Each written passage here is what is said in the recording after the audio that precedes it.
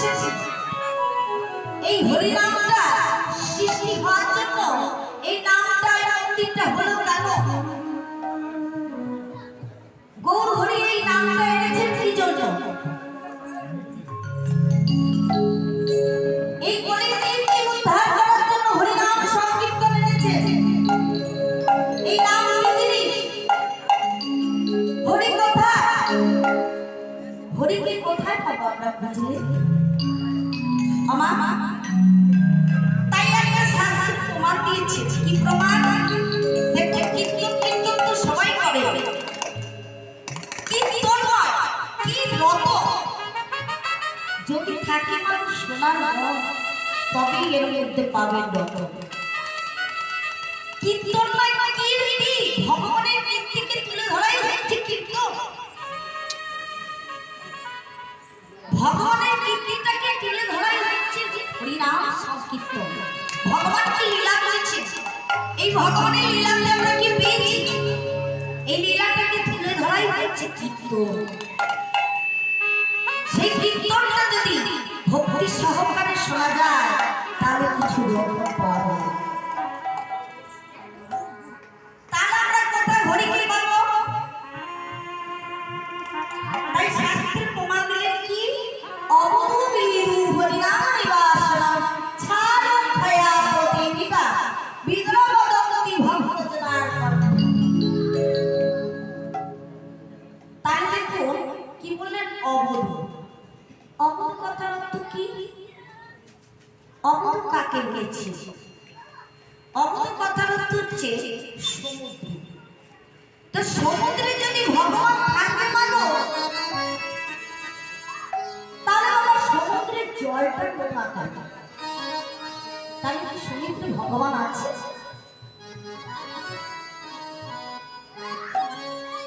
তাহলে সমুদ্রের জলটা যদি ভগবান থাকবে তাহলে সমুদ্রের জল নোনা হবে কেন? তাহলে সমুদ্রে ভগবান নেই। তাহলে ভগবান কোথায় রয়েছে? বিদু। বিদু কথার অর্থ হচ্ছে চাঁদ। যদি চাঁদে ভগবান রয়েছে তাহলে চাঁদ ভয় হবে কেন?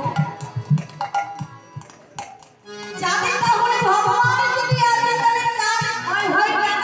তাহলে চাঁদে ভগবান নেই। তাহলে ভগবান কোথায় রয়েছে? হরিনাম নিবাসন। তাহলে হরি কথার অর্থ হচ্ছে সাপ। সর্পকে বলা হয় হরি। তাহলে হরির মুখে যদি হরি রয়েছে, হ্যাঁ, তাহলে হরি দংশন করলে মানুষ মারা যাবে কেন? তাহলে হরি কিন্তু ভগবান নেই। তাহলে কোথায় রয়েছে? তাহলে কি বললেন? অবধূ বিদু হরিনাম নিবাসন ছাড়ম ভয়া প্রতিনিতা বিদ্রবদন্তি ভক্তজনার কণ্ঠে। তাহলে ছাড়ম ভয়া প্রতিনিতা অর্থাৎ দেখুন, এই যে আমাদের নারী জাতির মধ্যে যদি ভগবান আছে না, তাহলে নারী জাতি আমরা বিধবা হবো কেন? তাহলে আমাদের নারী জাতির মধ্যে ভগবান নেই। ভগবান কোথায় রয়েছে? একবার সবাই মিলে দেখান ভগবান কোথায় রয়েছে। তাই বললেন বিদ্রবদন্তি ভক্তজনার কণ্ঠে প্রত্যেকে ভক্তের হৃদয়ে এই কণ্ঠে ভগবান বিরাজ করে রয়েছে। তাহলে আমরা হরিকে কোথায় খুঁজে বেড়াচ্ছি? আমরা মন্দিরে মন্দিরে ভগবানকে খুঁজে বেড়াচ্ছি, কিন্তু মন্দিরে কি ভগবান থাকে না? ভগবান মানুষের হৃদয়টা যদি পবিত্র না হয় তাহলে ভগবান বসবাস করবে কোথায়? এই মন্দিরটা যদি আমাদের হৃদয় মন্দিরটা যদি পবিত্র না হয়, হৃদয় মন্দিরটা যদি ভালো না হয়, আমরা এই নামের মন্দিরে আসবো কি করে? যারা আমাদের এই নামের মন্দিরটা আমাদের পবিত্র নেই। গৌর হরি এত সুন্দর করে হরিনাম সংকীর্তন নিয়ে এসেছেন কলিযুগকে উদ্ধার করার জন্য। কি নাম? হরি নাম, হরি নাম, হরি নামই হরি। হরির কাছে নামতে বলছে না মা? হরির কাছে যদি না নামতে পারে হরি নামটা কি সুধা লাগবে? হ্যাঁ বাবা, যতক্ষণ নেমে আসতে না পারবেন হরিনামকে সোজা লাগবে না। হরিনামটা কেমন লাগবে? যেমন দেখুন সমুদ্রের জলটা নোনা, নোনা হলে কিন্তু দেখুন সমুদ্রের জল মানে সন্তান মাকে খেয়েছে।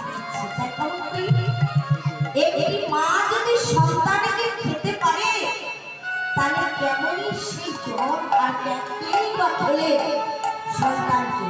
দেখুন সমুদ্রের জলটা যখন ঢেউ দিয়ে আসে কি হয়? সমুদ্রের ঢেউ থেকে হয় মুখ, তাই তো? সমুদ্রের জল থেকে সৃষ্টি হয় মুখ, সেই মুখটা হচ্ছে সন্তান আর সমুদ্রের জলটা হচ্ছে মা। তাহলে সেই মা নয় যদি সমুদ্র থেকে মুখ সৃষ্টি করে আবার সেই সন্তানকে নিজে গ্রাস করে ফেলেছে। তা সেই রূপ আমরা ভগবানকে যদি ভক্তি ভরে না দেখতে পারি তাহলে আমরা ভগবানের চরণে যাবো কি করে? সেই ভগবানের চরণে যাওয়ার মতো আমাদের শক্তি রাখতে হবে। তো এই ভক্তি করে ভগবানের চরণে অর্পণ করতে হবে। তাই কোন হরি আকৃষ্ট ভাবে দিনের দাঁড়ে দাঁড়ে নাম নিয়ে এসে কি বলছে? সবার হাতে ধরে বিনয় করে বলছেন, কি বলছে? হরি বল হরি বল হরি বল হরি বল, বল হরি বল হরি বল হরি বল।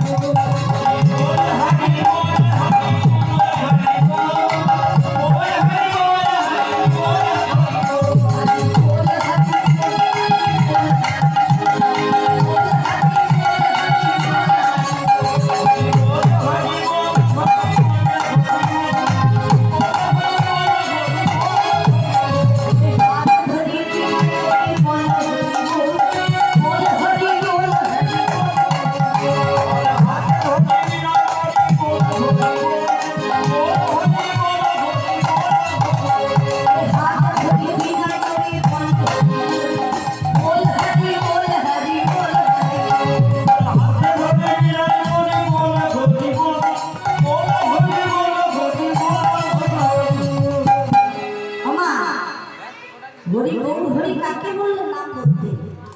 কেউ বলছে? কারো ভাত হচ্ছে না, অ্যান্টেনা উঠছে না তো। হ্যাঁ বাবা, অ্যান্টেনা কোথায়? এখন কোথায় টিভি অ্যান্টেনা করে? মোবাইলে তো সবসময় দেখছে নেটে, নেট দেখা হচ্ছে।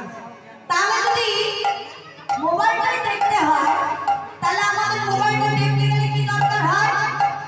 আমাদের এই হৃদয়ের নেটটাকে পরিষ্কার করতে হবে, তাই না? এই হৃদয়ের নেটটা পরিষ্কার করতে গেলে কি করতে হবে? দুটো হাতে করতালি দিয়ে বলতে হবে। কি বলতে হবে? একবার সবাই মিলে বলুন করতালি দিয়ে, হরি বল হরি বল হরি বল হরি বল, বল হরি বল হরি বল